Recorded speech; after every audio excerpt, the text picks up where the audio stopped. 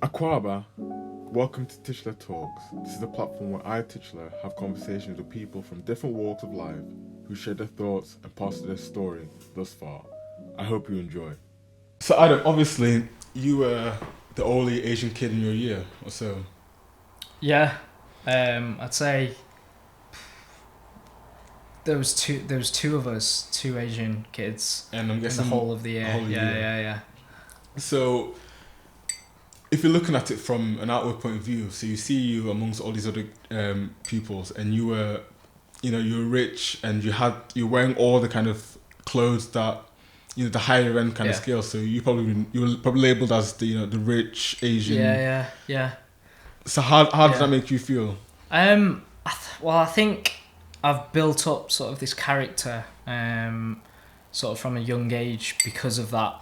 The fact that I went to a school where there weren't many Asian kids, and it was predominantly white sort of throughout the year. So I think it was one of those things where I just didn't want to be an outcast and a minority in my local small groups. So I took it to myself to actually build a character where other people might actually sort of take a look at, or perhaps stand out even. I didn't want to just be a minority in that society.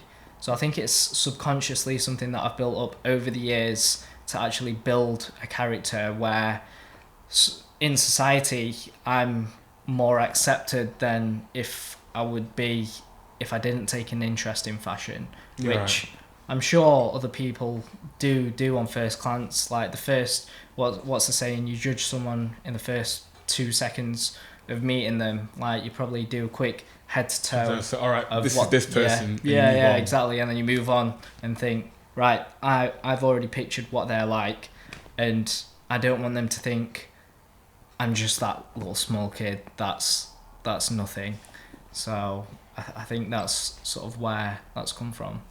That's interesting. So would you say that pushed you into doing more fashion things, or would you say that because obviously you could say that because they were doing that, you wanted to show that persona more or so? Yeah, I think that persona changed and was malleable for each different subgroup that I was hanging around with. So growing up, like in teenage years, I think deep down in myself, I've always liked fashion. Right. However, I think it's exaggerated even more during teenage years when you try and fit into this group or you try and fit into that group, and you wear certain clothes to fit in because of that group. Yeah. And playing football or going dancing, which I'm happy to admit that I did. You might wear What kind different. of dancing? So I did everything. I did ballet, tap, street dance. I did everything. I'm guessing you So enjoyed growing all of that as well, didn't you? What's that? Sorry. Did you enjoy all of that? Yeah. To be honest with you, it was one of those things that from a young age I was quite good at. I got paid to perform on live stages and stuff. So it was one of those things that whatever I did to quite a good level at from a young age. So I think it was one of those where I had to fit in. So I've got to get clothes that make me fit into each group, and then it just spiraled from there. So, are you saying that because of the people you're around, you had to fit into what their norm would be, Yeah. or of Yeah. the perception of you? A bit of both. I think at first you want to be accepted into the group. You don't want to be that kid that goes that other people look down on and think, oh, why is he wearing those shoes, or why is he wearing like that top. And I think subconsciously, me seeing that from others, I didn't want that to be me. So sort of from day one, I made sure that I was always dressed appropriately for each occasion. I think even down to PE when we went to school, sort of the cool kids, if they didn't wear the sweatshirt and just wore sort of a t-shirt or something, I sort of just abided by and fitted in but like that. However, as I grew up, I realised that that's not me. I need to be myself more, and then bam, like I just choose whatever I want to wear from there. Yeah, it's interesting because a lot of outsiders think, oh, you know, you're this person. That means that, oh, you definitely want to wear this because you're this kind of person. Exactly. But then hearing the reality of it is that you only know what somebody shows you. You don't really know how they're feeling inside. Yeah.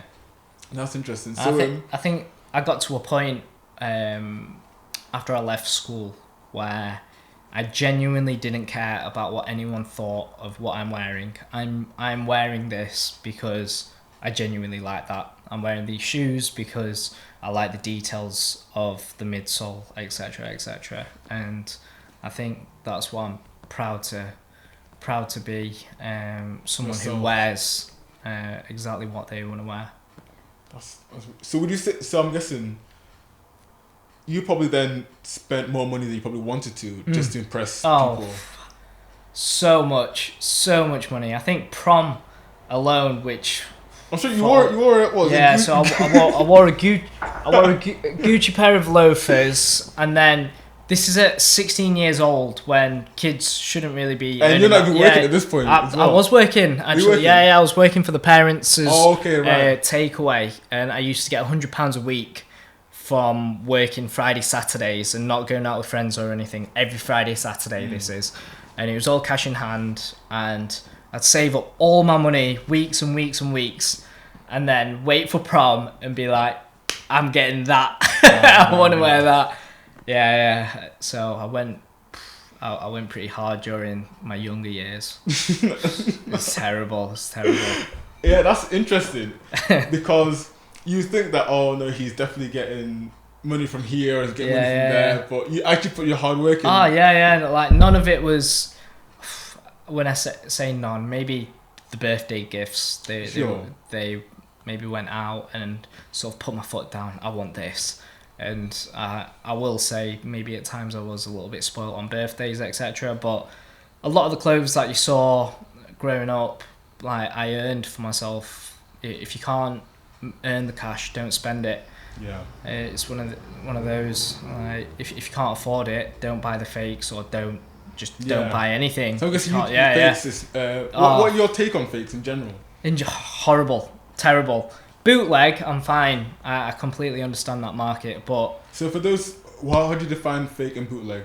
For those who don't know. Well, bootleg's sort of doing like a knockoff, but changing the brand slightly. So if someone was to do a bootleg of Jun, they'd probably spell it fun or something. Right. Do you know what I mean? But in the same logo style. So it'd resemble the brand, but not actually be a complete copy of that. Where fakes, they'd try and make a Jun, but not get anywhere near the quality. Yeah. But the thing is, there's so many qualities out there now, are getting actually to a really good level that some people actually can't tell the difference to like a normal person. I think that's where it's sort of crossing a line now. It's scary because there've been cases where celebrities have been wearing, lots. From Cheaton Mill, I think. And in Manchester. I think, Chris Brown was about wearing a pair of fake Yeezys as well. I think a lot of the Love Island lot got caught out as well. Really? Yeah. Just mad. Influences. Right now. Then up to now. I'd say the people that I hung around with, there were certain individuals that really liked clothes as well. So I think growing up, having friends that were into fashion as well helped. I've got one really close friend from school that I'm still close with, that I meet up probably once every 6 months because he lives in London now. Right. And every time we just hit the shops, even though he lives in London, he'll just always hit the shops with me. We'll always find like odd little bits here and there where we'll pick something new up. So I think sort of being in the right circles that allow you to buy things that you want to buy. Yeah, of course. Like you can go shopping with like a bunch of friends that you don't actually care about, and all they buy is a certain type of fashion, and just to impress each other. Exactly, and they think, that's cool. Whereas in the back of your head, you're thinking, what I would never wear that. Would you say that's been the? Is that? Would you say you probably enjoyed your university life more than you did your secondary school life? In terms of personal freedom, 100% at university. I allowed myself to express myself the way that I wanted to. Maybe at school, you're in a structure of friends that you may have like 2 or 3 alpha males, and you're not sort of within the group as much. And when you're at university, the friends that I became friends with, everyone was just free and open-minded, and it just allowed me to be me. But I think anyone at school, they had fun. Back then, you didn't have to think about this, that. Yeah, there's no responsibilities. There's no responsibilities, exactly. And I think that's one of the... You're free in that sense, but you're maybe constrained to a specific type of person that's set in the ways of thinking. So at every stage has been a different struggle. Yeah, of course. But I definitely recommend university, sort of, for someone developing themselves. 100%. Yeah. So, also whilst we're here, the one question I've always wanted to know: how was Jay Z and Kanye live? That's one thing I've always. So this is off the record, like hoping that no one hears this, that that's friends with me or even the missus. That still is probably one of the best nights that I've ever had. Like to date, because Kanye is one of my biggest influences, especially in fashion. Growing up, he was like the main guy. If he was wearing this, I'd buy that. If he was wearing this, I'd try and buy that. Why is that? What do you think it is about him? He sort of... he was the epitome of someone just going for it and just thinking, you know what, if I want to wear a red suit, I'm going to wear a red suit. If I'm going to wear a face mask that covers my entire face, I'm just going to wear it. I don't care. Like, if you're going to write about me, like, write about it. Or if you're going to, like, talk about myself, do it. Because he said, all publicity is good publicity. Exactly. And, like, if it makes you turn your head, it's good. Like, it's good enough. It's good. It might not be everyone's taste, but that's sort of like his spirit is all that sort of someone like myself like resonates to, because you just want to be yourself at the end of the day and express your creativity. Not feel bound or change anything, do your own thing. Exactly. But yeah, that day was wild. Yeah. I was only 15, I think 15 or 16 at the time. How did you get tickets? I think we just bought them online back then, because Sheffield wasn't one of the biggest venues. He added that later to his tour. Right. We just all signed up and bought them. Wow. Yeah, it was good. Who would you like to collaborate with in the future? So I do collaborations now with certain creatives now within the industry. There's one guy that I have to thank for another pop-up. So last year we did a pop-up in Manchester and Leeds. The Leeds one, I've got to thank this guy called Nat, who does his own clothes as well, called Nuance.